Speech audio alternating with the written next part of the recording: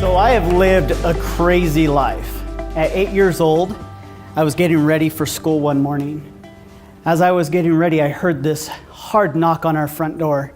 I walked to the front door and I asked, "Who is it?" This booming voice from the other side says, "San Jose Police Department, open up."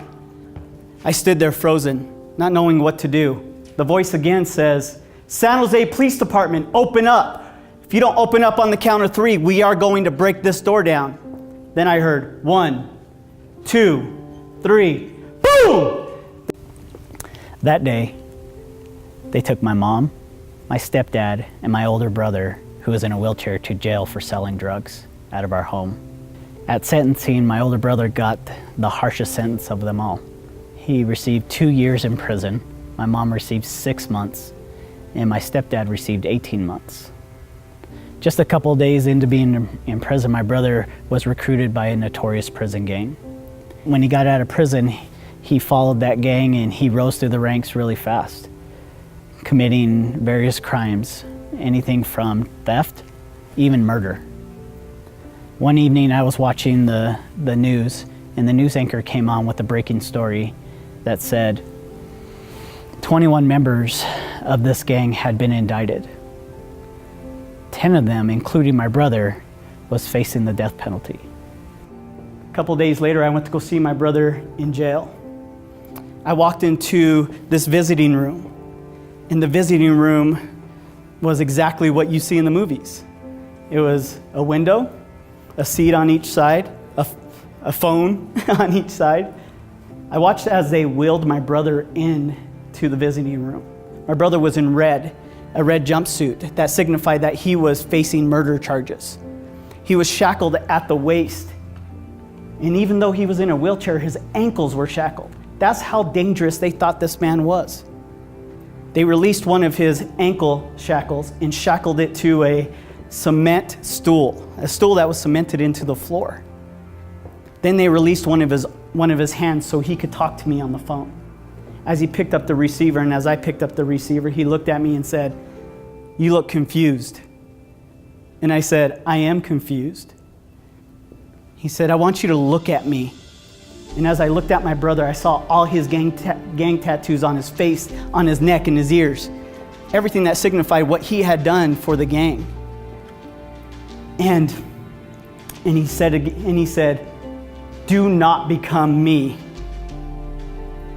He said, "Move away from this place and do not become me." I grew up in a world of leaders who led by fear and manipulation and demanded respect from all those around them.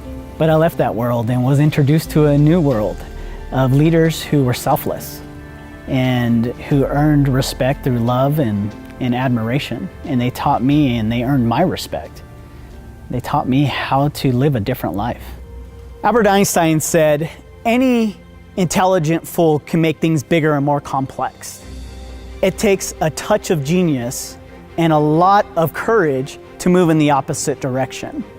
A few months ago, my uncle passed away, and I was asked to officiate the funeral. My older brother, who had spent 22 years in prison, was out, and he was able to come to the funeral.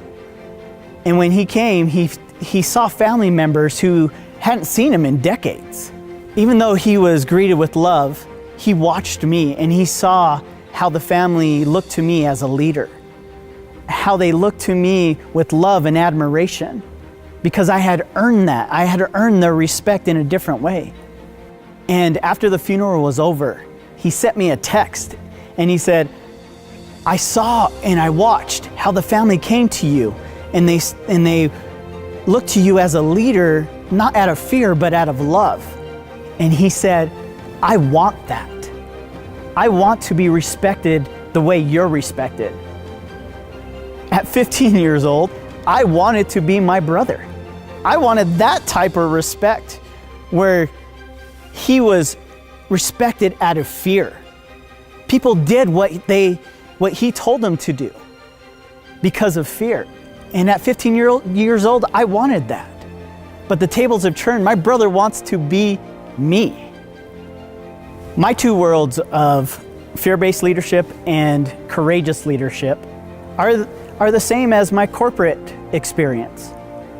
I have worked alongside fear-based leaders, and I have seen how their people work.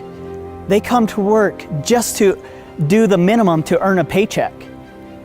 Then I see courageous leaders who have people who are motivated, engaged, wanting to come to work because they're part of something bigger. Are you a fear-based leader or a courageous leader? Fear-based leaders demand respect. Courageous leaders earn respect. Every organization needs leadership. There's two types of leadership. There's fear-based leadership and there's courageous leadership. I want to teach your people how to be courageous leaders.